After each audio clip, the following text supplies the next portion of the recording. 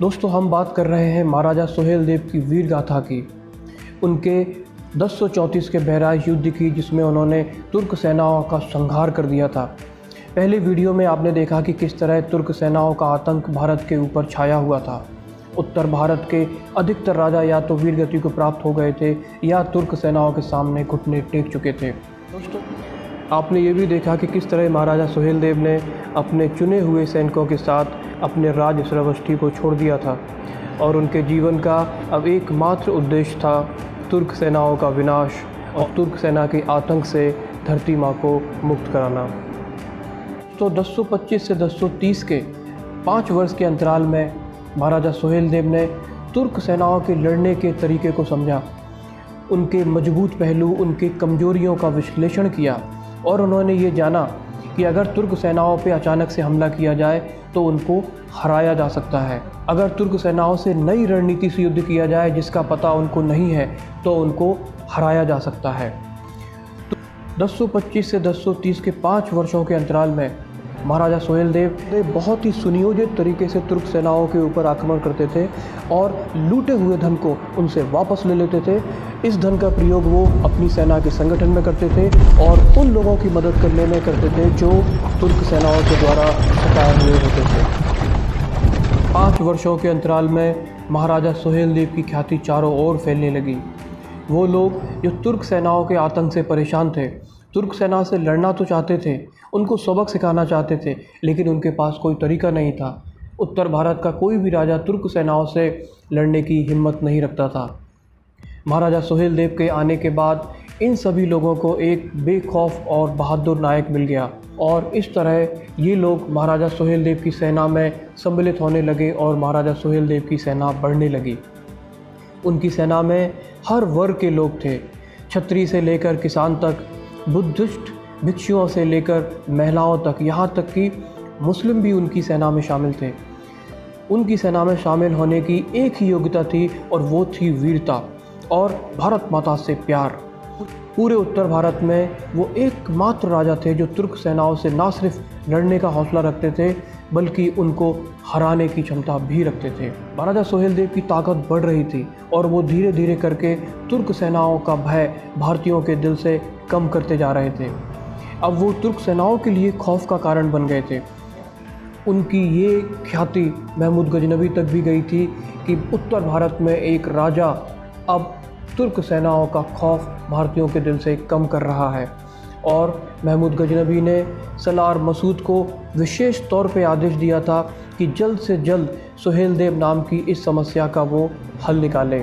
सलार मसूद ने इससे पहले कभी महमूद गजनवी को किसी भारतीय राजा के लिए इतना परेशान नहीं देखा था, इसलिए सलार मसूद महाराजा सुहेल देव को विशेष तौर पे नसीहत देना चाहता था।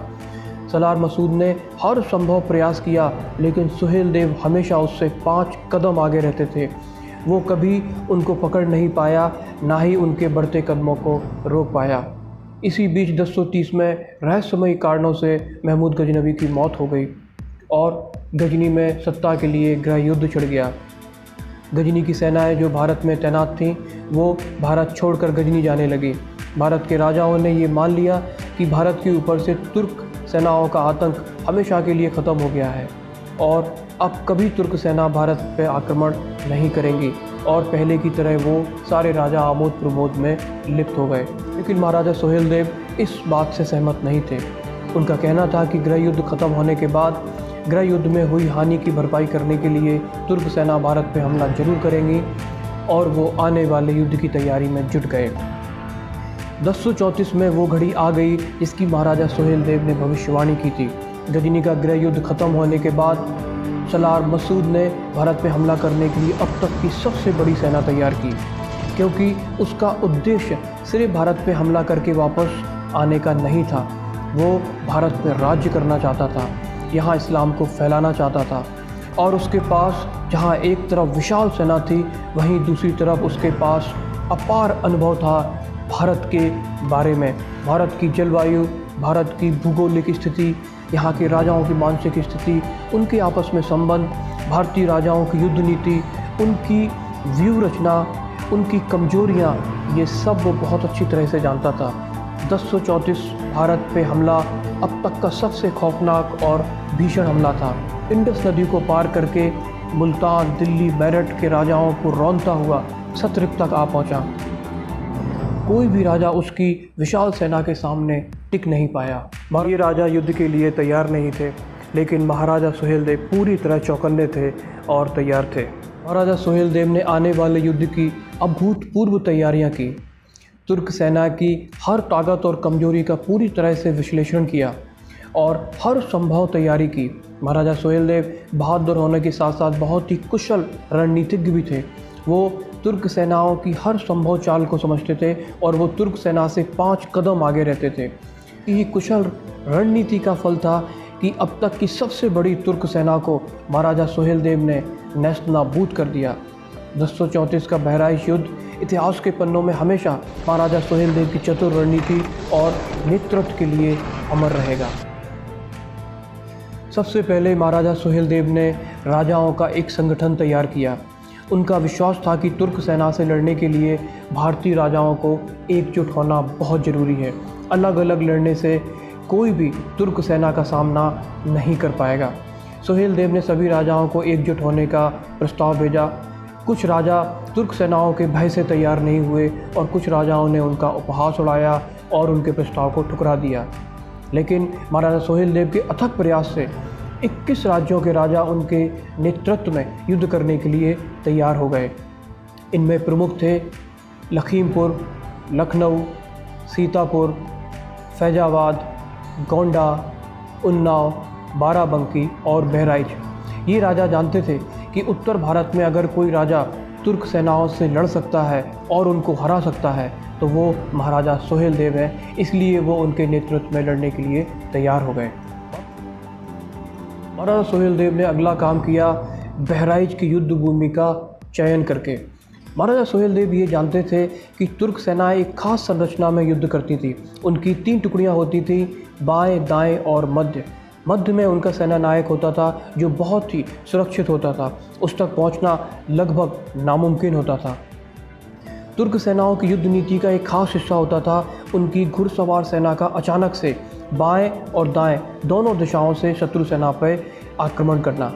ये हमले इतने अप्रत्याशित और भयानक होते थे कि भारतीय सेनाएं छिन्न भिन्न हो जाती थी और इसका कारण होता था इनकी तेज घुड़सवार सेना जो बिजली की तेज़ी से हमला करते थे और भारतीय सेनाओं को संभलने का मौका नहीं देते थे। इन सारी चीज़ों को ध्यान में रखते हुए महाराजा सुहेलदेव ने बहराइच की युद्ध भूमि का चयन किया, क्योंकि इस युद्ध भूमि के एक तरफ नदी थी और दूसरी तरफ घनी झाड़ियाँ थी। इस कारण तुर्क सेनाएं दाएं और बाएं दिशा से भारतीय सेना के ऊपर हमला नहीं कर सकती थी और ये एक बहुत बड़ी रणनीति थी दोस्तों। ऐसा करने से महाराजा सुहेलदेव ने युद्ध शुरू होने से पहले ही तुर्क सेना की शक्ति को कुंद कर दिया था, निस्तेज कर दिया था। तुर्क सेनाएं जो कि बाएं और दाएं दिशा से हमला नहीं कर सकती थी, उनके पास विकल्प नहीं था, वो सिर्फ सामने से हमला कर सकती थी।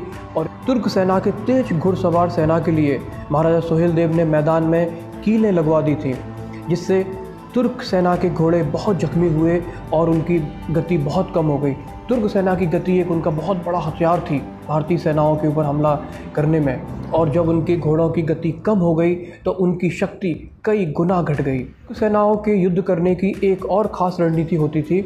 वो अपनी एक खास टुकड़ी को तैयार रखते थे, क्योंकि ये भारत पे हमला गर्मियों के मौसम में करते थे और गर्मी में युद्ध करने के कारण भारतीय सैनिक तुर्क सेनाओं की तुलना में युद्ध करते हुए थक जाते थे।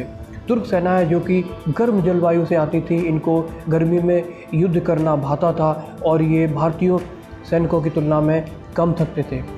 जब भारतीय सैनिक कुछ घंटे युद्ध करने के बाद थक जाते थे, तब ये एक विशेष टुकड़ी भारतीय सैनिकों के ऊपर जोर से हमला बोलती थी। थके हुए भारतीय सैनिक इनका सामना नहीं कर पाते थे और ये भारतीय सेनाओं को छिन्न भिन्न कर देते थे। महाराजा सुहेलदेव ने तुर्क सेनाओं की इस रणनीति का भी हल निकाला। उन्होंने अपनी सेना में एक विशेष टुकड़ी तैयार की, जिसका दायित्व था अग्रिम पंक्ति में लड़ रहे सैनिकों को थकने से पहले अग्रिम पंक्ति से हटा देना और उनकी जगह युद्ध करना। इससे भारतीय अग्रिम पंक्ति थकी नहीं और तुर्क सेना से उसी ऊर्जा और जोश के साथ युद्ध करती रही। तुर्क सेना हैरान और परेशान थी। उनकी समझ में नहीं आ रहा था कि भारतीय सैनिक क्यों नहीं थक रहे हैं, और इस तरह उनकी ये रणनीति भी बुरी तरह विफल हो गई। भारतीय सेनाओं को ये प्रशिक्षण दिया जाता था कि वो सूर्यास्त के बाद अस्त्र नहीं उठाएंगे, और इस चीज़ का तुर्क सेनाओं ने बहुत गलत फ़ायदा उठाया। उन्होंने कई बार भारतीय सेनाओं के ऊपर रात्रि में सोते वक्त हमला किया और उनको जिंदा जला दिया, उनको काट डाला। महाराजा सुहेलदेव इस बात को अच्छी तरह से जानते थे, इसलिए उन्होंने खास बंदोबस्त किए तुर्क सेनाओं के रात्रि हमले से बचने के लिए। तुर्क सेनाओं की एक और ख़ास रणनीति होती थी युद्ध के वक्त। तुर्क सेनाएं युद्ध में अचानक से पीछे भागना शुरू कर देती थी, और युद्ध में भागने से ऐसा भ्रम पैदा हो जाता था कि ये पराजित होकर भाग रहे हैं। भारतीय सेनाएं उनको मारने और खदेड़ने के लिए उनके पीछे जाती थी, और वो एक तरह का जाल होता था। वहाँ वो भारतीय सेनाओं को घेर कर उनका संहार कर देते थे।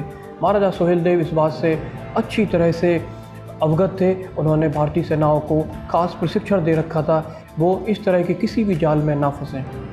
महाराजा सुहेलदेव ने महिलाओं की एक टुकड़ी तैयार की। ये वो महिलाएं थीं जो तुर्क सेनाओं के आतंक और अत्याचार से ग्रस्त थीं। उन्होंने इन बहादुर महिलाओं का चयन किया और एक तीरंदाज टुकड़ी तैयार की। ये तीरंदाज टुकड़ी एक बहुत ही विशेष टुकड़ी थी। राइज के इस युद्ध में ये महिला टुकड़ी बहुत ही प्रभावी साबित हुई। महाराजा सुहेलदेव ने अपने सैनिकों को मार्शल आर्ट का प्रशिक्षण दिलवाया। इसका कारण था कि युद्ध के दौरान ऐसा वक्त आता था जब भारतीय सैनिक और तुर्क सेनाओं के बीच मल्ल युद्ध की नौबत आ जाती थी, और तुर्क सैनिक शारीरिक शक्ति में भारतीय सैनिकों से ज़्यादा होते थे और वो भारतीय सैनिकों के ऊपर हावी हो जाते थे।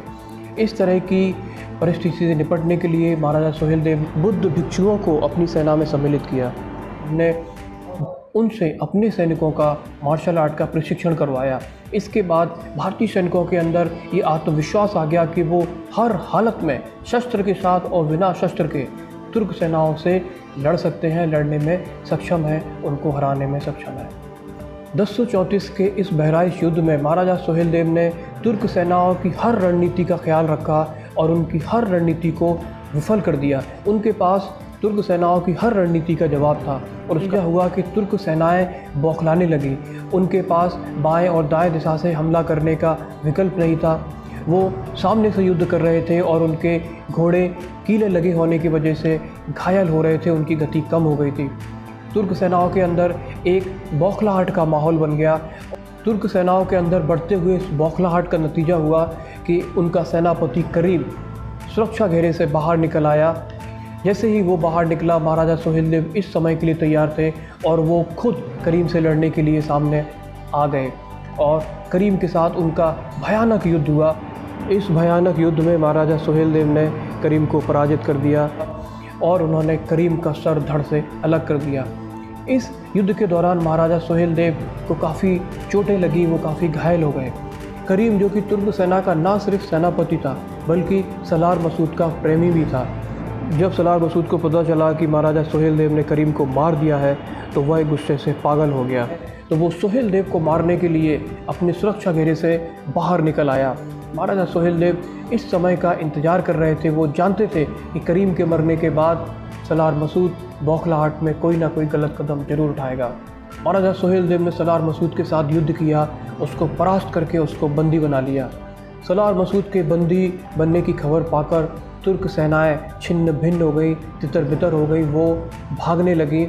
लेकिन जैसा कि महाराजा सुहेलदेव ने निर्देश दे रखा था कि कोई भी सैनिक बचना नहीं चाहिए, सलार मसूद की विशाल सेना का एक एक सैनिक मार दिया गया। सलार मसूद की विशाल सेना को नेस्तनाबूद करने के बाद महाराजा सुहेलदेव ने ये मंजर, ये दृश्य सलार मसूद को दिखाया और उसके बाद अपने हाथों से सलार मसूद का सर धड़ से अलग किया। विशाल तुर्क सेना का बुरी तरह सफाया करके महाराजा सुहेलदेव ने पूरी दुनिया को भारतीय राजाओं की एकता और उनकी एकजुट ताकत का एहसास करा दिया। महाराजा सुहेलदेव ने बहुत ही सोच समझकर तुर्क सेनाओं के मृत शरीर को दफनाया नहीं, उनको जला दिया, क्योंकि तुर्क सेनाओं की मान्यता थी कि युद्ध करते हुए अगर वो मरेंगे तो वो स्वर्ग जाएंगे। लेकिन अगर उनके मृत शरीर को दफनाने की जगह जला दिया जाए तो उनके स्वर्ग जाने का रास्ता बंद हो जाएगा, वो नरक में जाएंगे, दोजख की आग में जलेंगे। महाराजा सुहेलदेव के इस निर्णय से तुर्क सेनाओं के अंदर एक खौफ फैल गया कि अगर वो भारत जाएंगे युद्ध करने के लिए तो ना सिर्फ वो मार दिए जाएंगे बल्कि उनके मृत शरीर को जला दिया जाएगा, उनको दोजख की आग में जलना पड़ेगा, उनको नरक जाना पड़ेगा।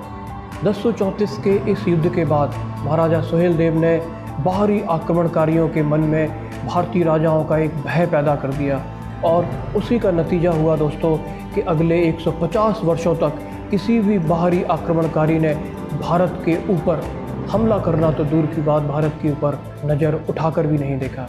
दोस्तों, महाराजा सुहेलदेव की इस वीर गाथा को स्वर्णिम अक्षरों में लिखा जाना चाहिए, लेकिन ये हमारा दुर्भाग्य है कि महाराजा सुहेलदेव की इस गौरवमयी गाथा को इतिहास के पन्नों में वो स्थान नहीं मिला जिसकी ये हकदार रही है। दोस्तों, अगर आपको वीडियो पसंद आया हो तो आप महाराजा सुहेलदेव की इस गौरवमयी और प्रेरणादायक गाथा को अधिक से अधिक भारतीयों तक पहुंचाएं। इस वीडियो को देखने के लिए आपका बहुत बहुत धन्यवाद। दोस्तों, हमारे साथ जुड़े रहिए, मैं इसी तरह आपके लिए भारत के महान सपूतों की महान गाथाएं आपके लिए लाता रहूँगा। धन्यवाद। जय हिंद।